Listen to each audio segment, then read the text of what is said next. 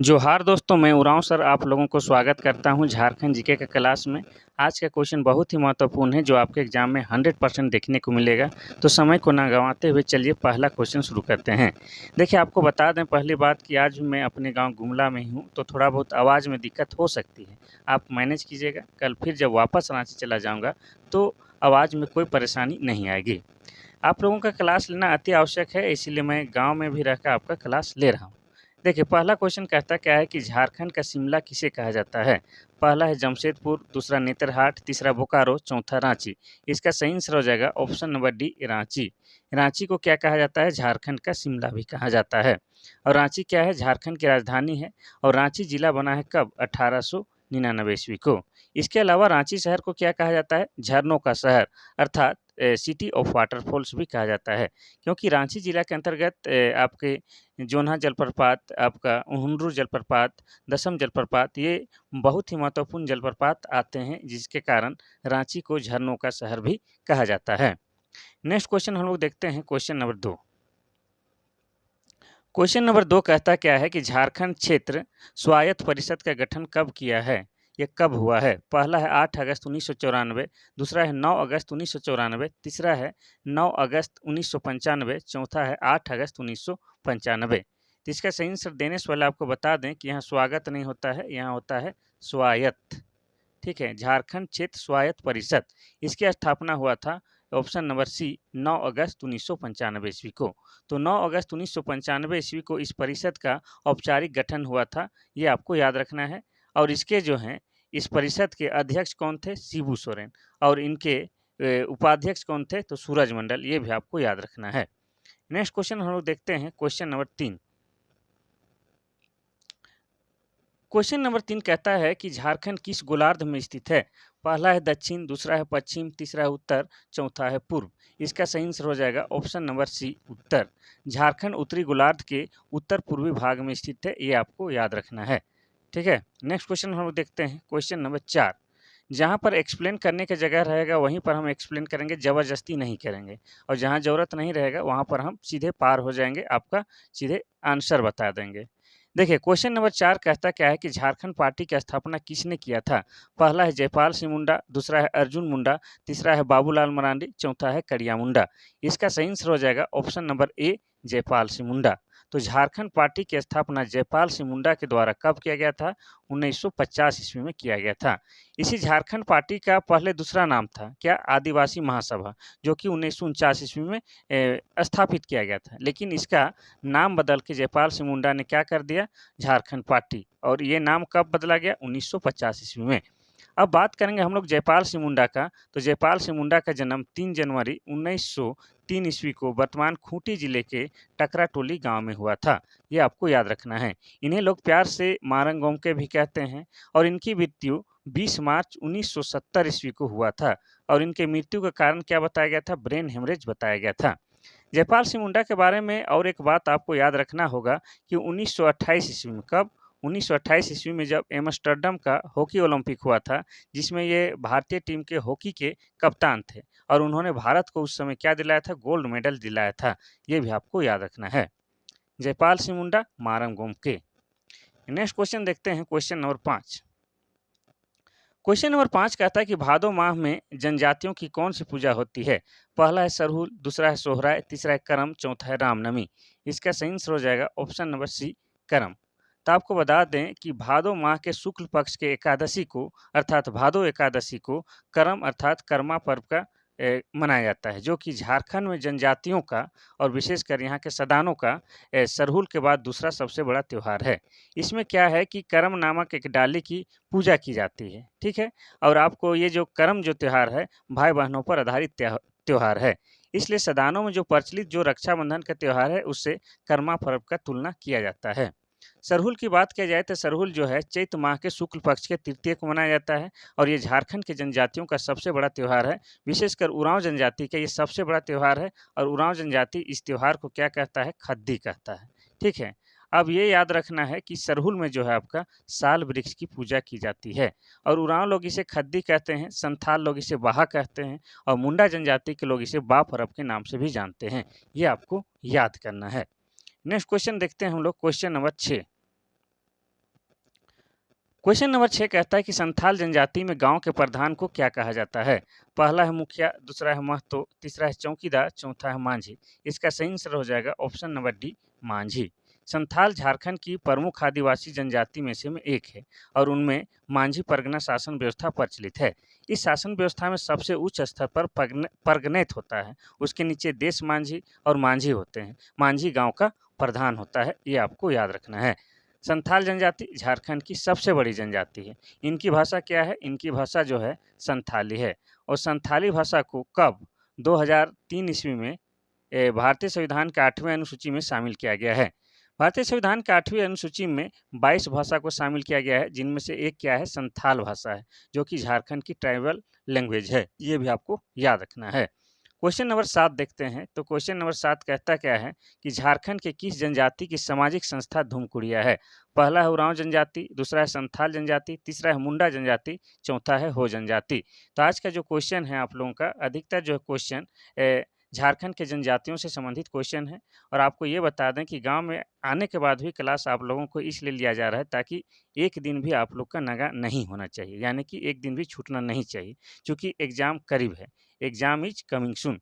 देखिए इसका सही आंसर क्या हो जाएगा? ऑप्शन नंबर ए, उरांव। उरांव जनजाति का जो सामाजिक संस्था है, जिसको धूमकुड़िया कहते हैं, इसी को क्या कहा जाता है? युवा गृह भी कहा जाता है। युवा गृह इसलिए कहा जाता है क्योंकि उरांव जनजाति के जो युवक युवती होते हैं, उन्हें इस धूमकुड़िया में क्या है? सांस्कृतिक और बहुत सारे जानकारियों से संबंधित जानकारी या प्रशिक्षण दिया जाता है। इनमें जो है सामान्यतः 10-11 वर्ष की उम्र में इनमें सदस्यता मिल जाती है और जब तक शादी ना हो तब तक सदस्यता बनी रहती है, ये आपको याद रखना है। इसमें भी लड़का और लड़की का अलग-अलग युवा गृह होता है। लड़कों का युवा गृह होता है जिसको जो खेड़पा कहते हैं और लड़कियों का जो युवा गृह होता है उसको पेलेड़पा कहते हैं, ये भी आपको याद रखना है। तो ये उरांव जनजाति का क्या है? युवा गृह है, ये भी आपको याद रखना है।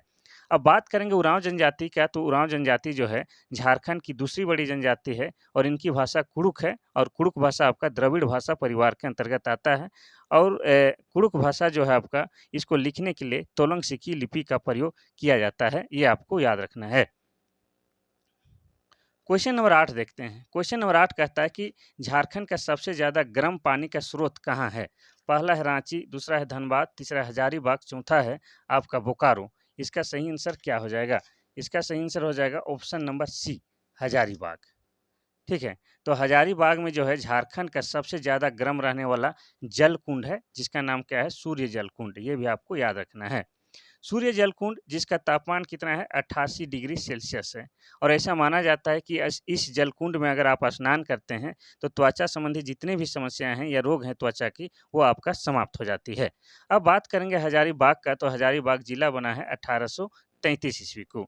हजारीबागों को हजार बागों का शहर भी बोला जाता है। इसमें एक पद्मा नाम का किला है और पद्मा किला में सैनिक ट्रेनिंग भी दी जाती है, ये आपको याद रखना है। क्वेश्चन नंबर 9 देखते हैं। क्वेश्चन नंबर 9 कहता है कि झारखंड में फुसफुस बलुआ मिट्टी किस क्षेत्र में पाई जाती है?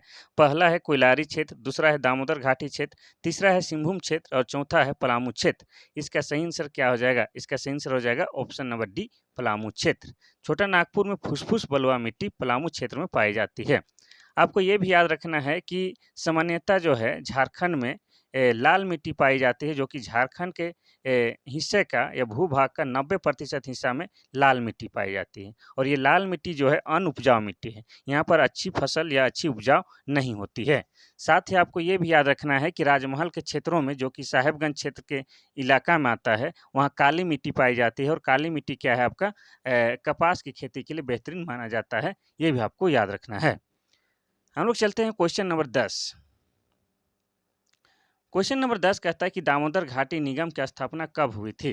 पहला है 1945, दूसरा है 1946, तीसरा है 1947, चौथा है 1948।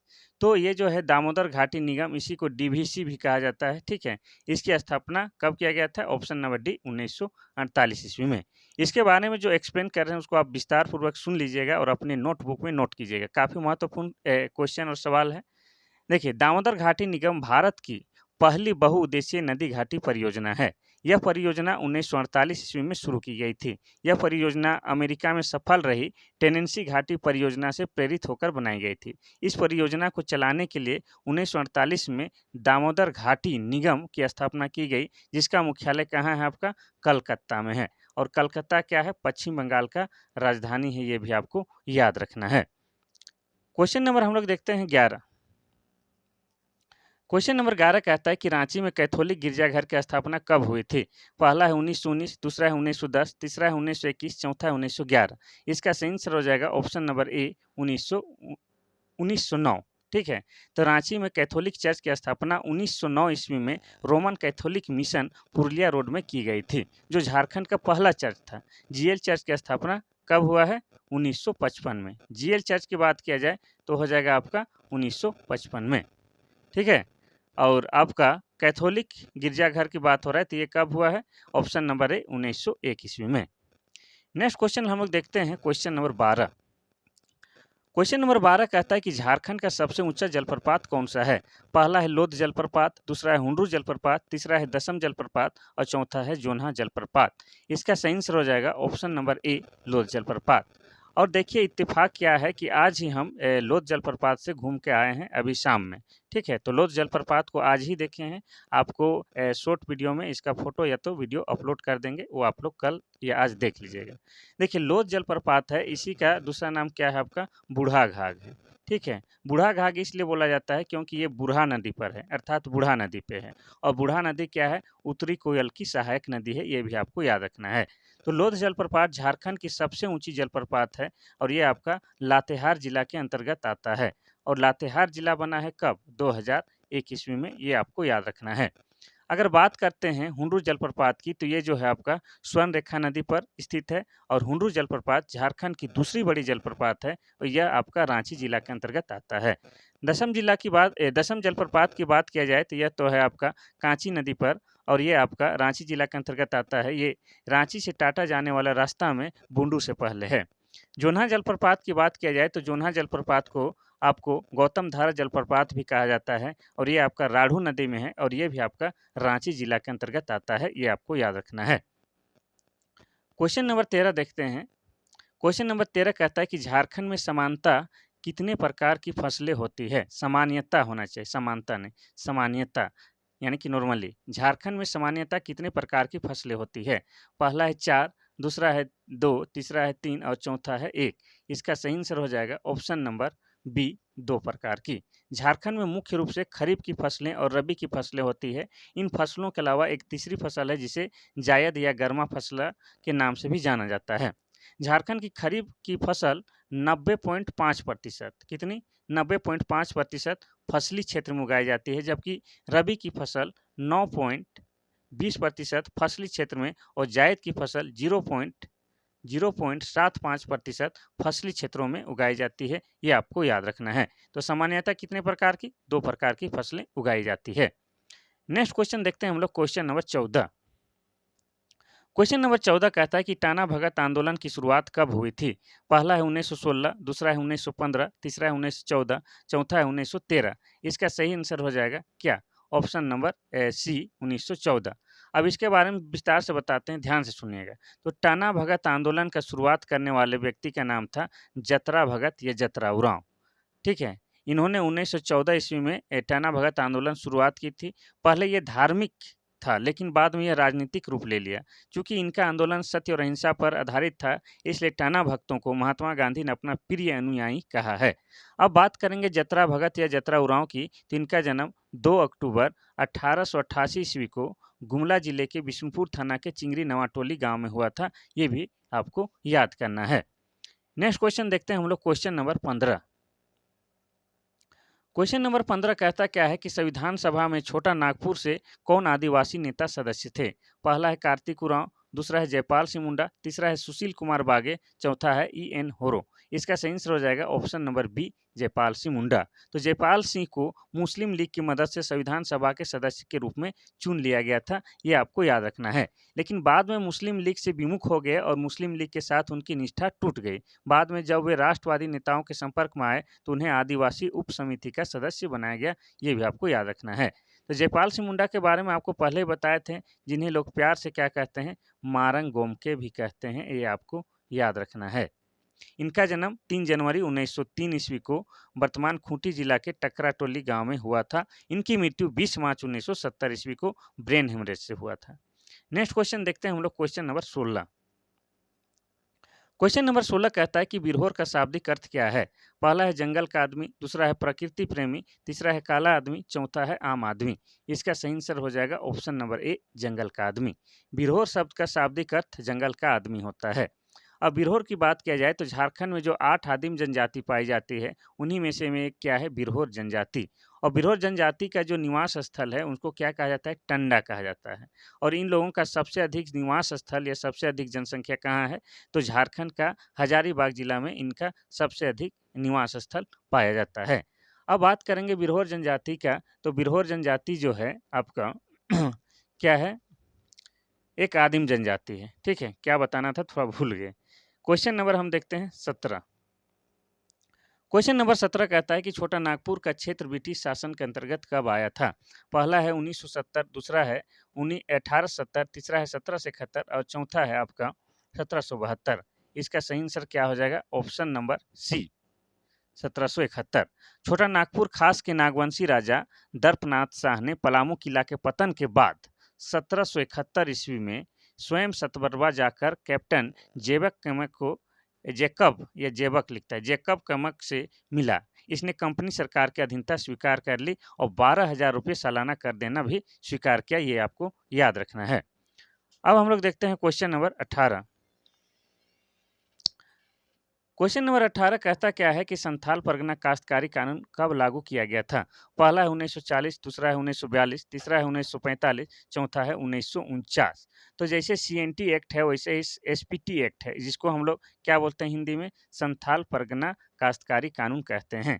और ये भी जो है आपका भूमि से संबंधित कानून है, जिसको कब पारित किया गया था, 1949 ईस्वी में। तो जैसे आपको पता है कि झारखंड में वर्तमान समय में टोटल 24 जिला है। इस टोटल 24 जिला में 6 जिला में एसपीटी अर्थात संथाल परगना काश्तकारी कानून लागू है। ये आपको याद रखना है। अगर आगे में आएगा सीएनटी एक्ट के बारे में तो वो भी आपको बताने वाले हैं। ठीक है, तो इस तरह से आप बने रहिए। नेक्स्ट क्वेश्चन हम लोग देखते हैं, क्वेश्चन नंबर 19। क्वेश्चन नंबर 19 कहता है कि छोटा नागपुर क्षेत्र में विल्किंसन कानून कब लागू किया गया था? पहला है 1835, दूसरा है 1836, तीसरा है 1834 और चौथा है 1837। इसका सही आंसर हो जाएगा ऑप्शन नंबर डी, 1837 ईस्वी में। छोटा नागपुर में विल्किंसन कानून 1837 में अस्तित्व में आया, जिसमें आदिवासियों के विद्रोह शामिल थे। कैप्टन विल्किंसन ने कोल्हान क्षेत्र में रहने वालों के लिए नियम बनाए जो एक हद तक लागू रहे और आदिवासी शांत रहे। हालांकि इस कानून के बाद भी आदिवासी जमीन में बाहरी हस्तक्षेप और उनका दमन समाप्त नहीं हुआ था। ठीक है, तो विल्किंसन के द्वारा बनाया गया था, इसीलिए इसे विल्किंसन कानून कहते हैं और ये भी जमीन से संबंधित कानून था। और जो आदिवासियों का बार बार विद्रोह हो रहा था, तो उन्हें लगा कि विल्किंसन कानून बनाएंगे तो कुछ हद तक शांत माहौल रहेगा, लेकिन ऐसा नहीं हुआ। इसका भी जोरदार विरोध होने लगा। झारखंड देखिए, क्वेश्चन नंबर 20 कहता क्या है कि झारखंड में छोटा नागपुर काश्तकारी कानून कब लागू किया गया? यानी कि ये जो छोटा नागपुर काश्तकारी कानून है, इसी को हम लोग इंग्लिश में क्या बोलते हैं, सीएनटी अर्थात छोटा नागपुर टेनेंसी बोलते हैं।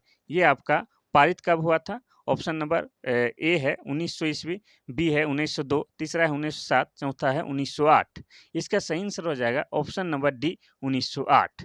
तो छोटा नागपुर काश्तकारी अधिनियम ये भी जमीन से संबंधित कानून है और वर्तमान में जो झारखंड में 24 जिला है, इनमें से 18 जिला में जो ये है आपका लागू है। ये जमीन से संबंधित कानून है। अगर आपसे पूछे कि सीएनटी एक्ट का ब्लूप्रिंट किसने तैयार किया, तो आपका हो जाएगा जेएच हाफमैन। ये आपको याद रखना है। नेक्स्ट क्वेश्चन हम लोग देखते हैं, क्वेश्चन नंबर 21। क्वेश्चन नंबर 21 कहता है कि सोहराय किस जनजाति का सबसे बड़ा त्योहार है? पहला है उरांव जनजाति, दूसरा है संथाल जनजाति, तीसरा है असुर जनजाति और चौथा है मुंडा जनजाति। इसका सही आंसर हो जाएगा ऑप्शन नंबर बी, संथाल जनजाति। तो सोहराय जनजाति सोहराय त्यौहार संथाल जनजाति के सबसे बड़ा त्यौहार है। यह पशुओं का श्रद्धा अर्पित करने का त्यौहार है। यह कार्तिक महीने के अमावस्या को मनाया जाता है। यह त्यौहार 4 दिनों तक चलता है। यानी कि आप मोटा-मोटी ये याद रख सकते हैं कि सोहराय जो है पशुओं से संबंधित त्यौहार है। इस दिन क्या किया जाता है कि पशुओं को नहलाया-धुलाया जाता है, उसकी पूजा-पाठ किया जाता है, उसे सजाया जाता है और उनके लिए विशेष पकवान की व्यवस्था की जाती है। क्योंकि आदिवासी जो है पशुओं का उनके जीवन में महत्वपूर्ण योगदान रहता है, इसलिए उनको आभार व्यक्त करने के लिए त्योहार मनाते हैं। ये आपको याद रखना है।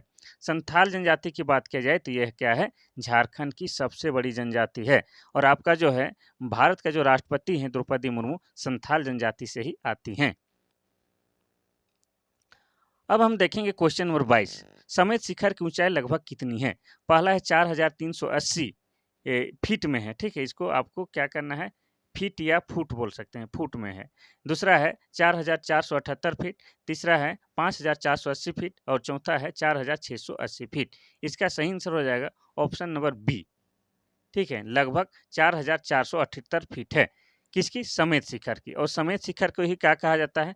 पारसनाथ की पहाड़ी कहा जाता है। और पारसनाथ की पहाड़ी कहाँ है? ये गिरिडीह जिला में है और गिरिडीह जिला बना है 4 दिसंबर 1972 ईस्वी को। अब पारसनाथ पहाड़ी अर्थात समेत शिखर के बारे में डिटेल में बताते हैं, आप लोग ध्यान से सुनिएगा। ये जो पारसनाथ की पहाड़ी है, इनका नामकरण पारसनाथ इसलिए पड़ा क्योंकि जैन धर्म के 23वें तीर्थंकर थे कौन? पार्श्वनाथ। उन्हीं के नाम पर इन्हें पार्श्वनाथ की पहाड़ी रखा गया है। तो इसलिए पार्श्वनाथ की पहाड़ी जो है जैन धर्मों के लिए तीर्थ स्थल के समान है, क्योंकि इनके जो टोटल 24 तीर्थंकर हुए हैं उनमें से 20 तीर्थंकरों का जो है निर्वाण प्राप्त इसी पहाड़ी में हुआ है। इनके जो एक तीर्थंकर कहाँ थे? झारखंड के थे। झारखंड के भी कहाँ से? तो चतरा जिले के इटखोरी के रहने वाले थे, जिनका नाम क्या था? आपका शीतलनाथ था। ये भी आपको याद रखना है। नेक्स्ट क्वेश्चन हम लोग देखते हैं, क्वेश्चन नंबर 23। क्वेश्चन नंबर 23 कहता है कि झारखंड के जनजातियों के किस त्योहार को फूलों का त्योहार कहा जाता है? पहला है सोहराय, दूसरा है कर्मा, तीसरा है सरहुल, चौथा है टुसु। इसका सही आंसर हो जाएगा option number C, Sarhul. Jharkhand में फूलों का त्योहार किसे कहा जाता है? सरहुल को। अब ये जो है झारखंड के जनजातियों का सबसे बड़ा त्योहार में से है, विशेषकर उरांव जनजाति का तो ये सबसे बड़ा त्योहार है। इसमें जो है साल वृक्ष की पूजा की जाती है। साल जिसे गांव घर में सखुआ भी बोलते हैं, और ये जो है साल वृक्ष आपका झारखंड का राजकीय वृक्ष भी है। आपको बार-बार रिपीट इसलिए बताते हैं ताकि आपके ये जो आंसर है आपके नसों में इस तरह से बस जाए कि आपके मरते दम तक आपको ये क्वेश्चन का आंसर आप नहीं भूल पाएँ। तो सरहुल जो है कब मनाया जाता है? चैत माह के शुक्ल पक्ष के तृतीय को मनाया जाता है। ये भी आपको याद रखना है। उरांव जनजाति के लोग इसको क्या कहते हैं? खद्दी कहते हैं और संथाल जनजाति के लोग इसको बाहा कहते हैं और मुंडा जनजाति के लोग इसे बा परब कहते हैं। यानी कि सरहुल जो है झारखंड का सबसे बड़ा त्योहार है। ये भी आपको याद रखना है। क्वेश्चन नंबर 24 कहता क्या है कि झारखंड के किस लोक नृत्य शैली को राष्ट्रीय और अंतर्राष्ट्रीय पहचान मिली हुई है? पहला है जनानी झूमर, दूसरा है छौ, तीसरा है पाइका, चौथा है जतरा। इसका सही आंसर क्या हो जाएगा? इसका सही आंसर हो जाएगा ऑप्शन नंबर बी, छौ नृत्य। छौ नृत्य को जो है आपका राष्ट्रीय और अंतर्राष्ट्रीय प्रसिद्धि प्राप्त है। इस नृत्य का विदेश अर्थात यूरोप में सर्वप्रथम प्रदर्शन 1938 ईस्वी में हुआ था। तो कब? 1938 ईस्वी में।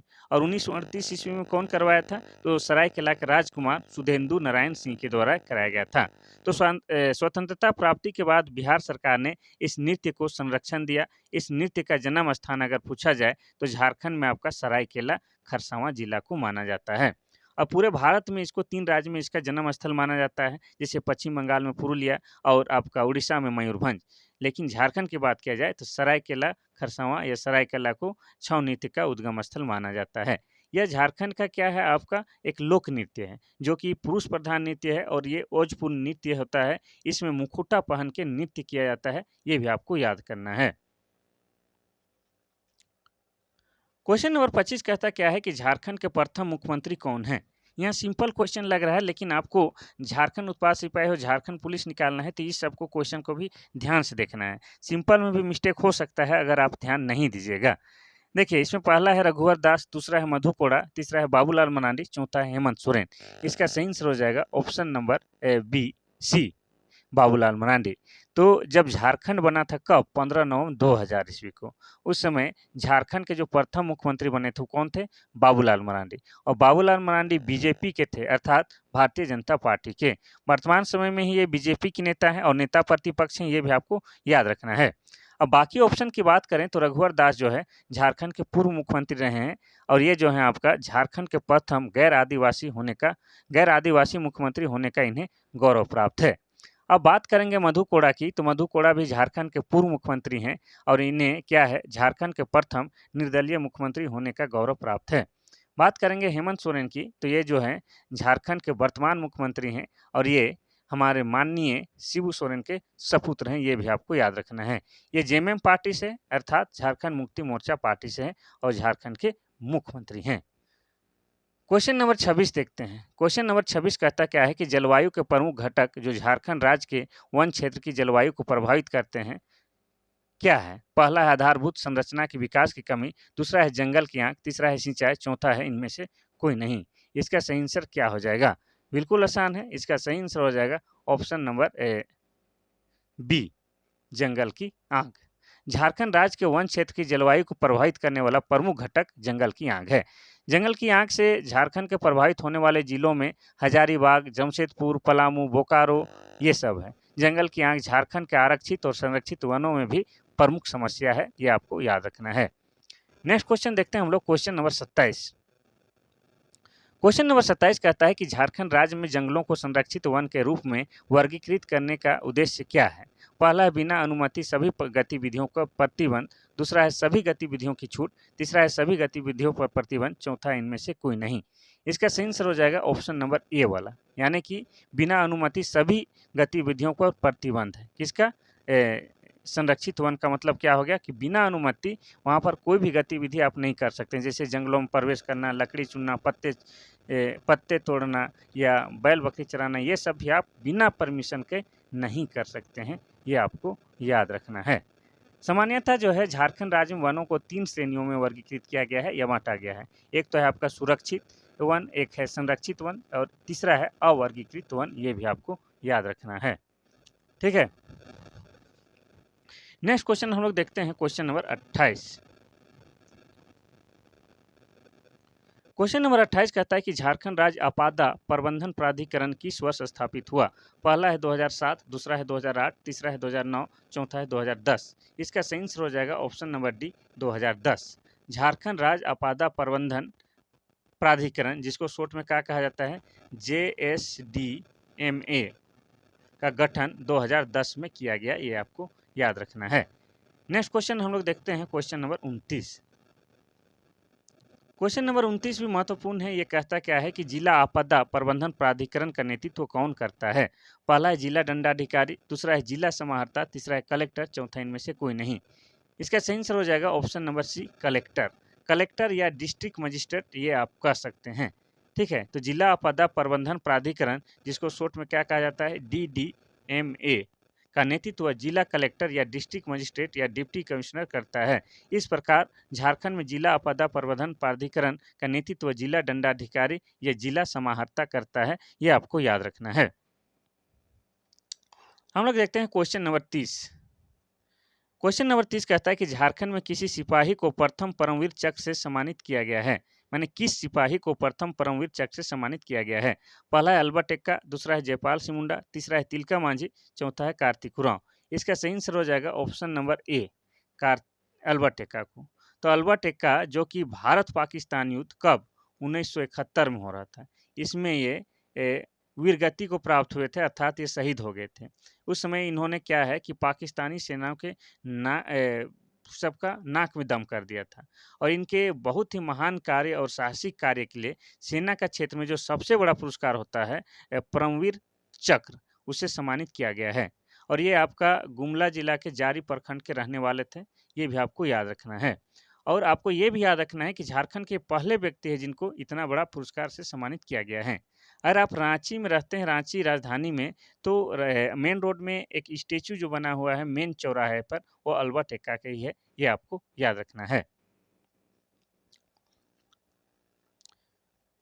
क्वेश्चन नंबर 31 कहता है कि स्वतंत्रता सेनानी पोटो सरदार थे, कौन? संथाली जनजाति, दूसरा हो, तीसरा मुंडा, चौथा है नागवंशी। इसका सही आंसर हो जाएगा ऑप्शन नंबर बी, हो। स्वतंत्रता सेनानी पोटो सरदार हो थे, यानी कि झारखंड के स्वतंत्रता सेनानी पोटो सरदार हो थे। पोटो सरदार के नेतृत्व में आदिवासियों ने सिंभू में बहादुरी से ब्रिटिश सेना का मुकाबला किया। कई ब्रिटिश सैनिक मारे गए। पोटो सरदार और उनके सभी करीबी सहयोग, ठीक है, नारा हो, बोरा हो, पांडवा हो, देवी हो, बूडो हो और भुगनी हो को गिरफ्तार कर लिया गया और 1800 कब 1838 ईस्वी में मौत की सजा सुनाई गई। ये आपको याद रखना है। अब हो जनजाति की बात किया जाए तो ये झारखंड की चौथी बड़ी जनजाति है, ये आपको याद रखना है। नेक्स्ट क्वेश्चन देखते हैं हम लोग, क्वेश्चन नंबर 32। क्वेश्चन नंबर 32 कहता है कि झारखंड में मारंग गोम के नाम से किसे जाना जाता है? पहला है जयपाल सिंह मुंडा, दूसरा है बिरसा मुंडा, तीसरा है शिबू सोरेन, चौथा है बुद्धू भगत। इसका सही आंसर हो जाएगा option number A, Jaipal Singh Munda. Jaipal Singh Munda को ही क्या कहा जाता है? मारंग गोम के। अब बात करेंगे जयपाल सिंह मुंडा का, तो इनका जन्म 3 जनवरी कब? 3 जनवरी 1903 ईस्वी को वर्तमान खूंटी जिला के टिकरा टोली गांव में हुआ था। ये आपको याद रखना है। और इनकी मृत्यु की बात किया जाए तो इनका मृत्यु 20 मार्च कब? 20 मार्च 1970 ईस्वी को हुआ था और इनकी मृत्यु का कारण ब्रेन हेमरेज बताया गया था। अब बात करेंगे जयपाल सिंह मुंडा की, तो जयपाल सिंह मुंडा जो है आपका 1928 ईस्वी में एम्स्टर्डम में जो हॉकी ओलंपिक हो रहा था उसमें भारतीय टीम को क्या है? गोल्ड मेडल दिलाया था। ये आपको याद रखना है, ठीक है। नेक्स्ट क्वेश्चन हम लोग देखते हैं, क्वेश्चन नंबर 33। क्वेश्चन नंबर 33 कहता क्या है कि 2016 में किस व्यक्ति को पर्यावरण के क्षेत्र में पद्मश्री अवार्ड से सम्मानित किया गया है? पहला है कार्तिक उरांव, दूसरा है शिवलाल सागर, तीसरा है सिमोन उरांव, चौथा है अशोक भगत। इसका सही आंसर हो जाएगा option number C, Simon Oraon. Jharkhand के रहने वाले वाटरमैन यानी सिमोन उरांव को वर्ष 2016 में कब? वर्ष 2016 में पर्यावरण संरक्षण के लिए पद्मश्री सम्मान से सम्मानित किया गया है। इनके साथ ही झारखंड राज्य की प्रसिद्ध अंतर्राष्ट्रीय तीरंदाज दीपिका कुमारी को भी 2016 में ही क्या है? पद्मश्री पुरस्कार से सम्मानित किया गया है। अब बात करेंगे सिमोन उरांव के, तो ये जो आपका कहाँ बेड़ो के रहने वाले हैं, ये आपको याद रखना है। इन्होंने बहुत सारे तालाब बनवाए हैं, बहुत सारे जंगल पेड़ लगाए हैं, ठीक है, ये आपको याद रखना है। इसको वाटरमैन भी बोला जाता है, झारखंड का वाटरमैन। नेक्स्ट क्वेश्चन देखते हैं हम लोग, क्वेश्चन नंबर 34। क्वेश्चन नंबर 34 कहता क्या है कि किसी वस्तु के सीधा लाभ हस्तांतरण में झारखंड देश का पहला राज्य बना है? किस वस्तु के सीधा लाभ हस्तांतरण में झारखंड देश का पहला राज्य बना है? पहला है आलू, दूसरा है दाल, तीसरा है नमक, चौथा है केरोसिन तेल। इसका सही आंसर क्या हो जाएगा? इसका सही आंसर हो जाएगा ऑप्शन नंबर डी, केरोसिन तेल, ठीक है। तो 1 अक्टूबर 2016 कब? 1 अक्टूबर 2016 से झारखंड राज्य के 4 जिले चतरा, हजारीबाग, खूंटी, जामताड़ा में केरोसिन तेल में प्रत्यक्ष लाभ हस्तांतरण, जिसको शॉर्ट में क्या कहते हैं? DBT, डायरेक्ट बेनिफिट ट्रांसफर, ठीक है, शुरू करने वाला देश का प्रथम राज्य बना है। डीबीटी योजना के तहत अनुदान सीधे उपभोक्ताओं के बैंक खातों में हस्तांतरित किया जा रहा है। सरकार की इस पहल का उद्देश्य अनुदान को युक्ति संगत बनाना है, ये भी आपको याद रखना है। क्वेश्चन नंबर 35 कहता क्या है कि ऊर्जा गंगा जगदीशपुर हल्दिया गैस पाइपलाइन झारखंड के किस जिला से नहीं गुजरेगी? यहाँ पर 4 जिलों का नाम दिया गया है, उन 3 जिलों से गुजरेगा, लेकिन एक जिस जिला से नहीं गुजरना है उसे बताना है। पहला है धनबाद, दूसरा है बोकारो, तीसरा है पूर्वी सिंहभूम, चौथा है पश्चिमी सिंहभूम।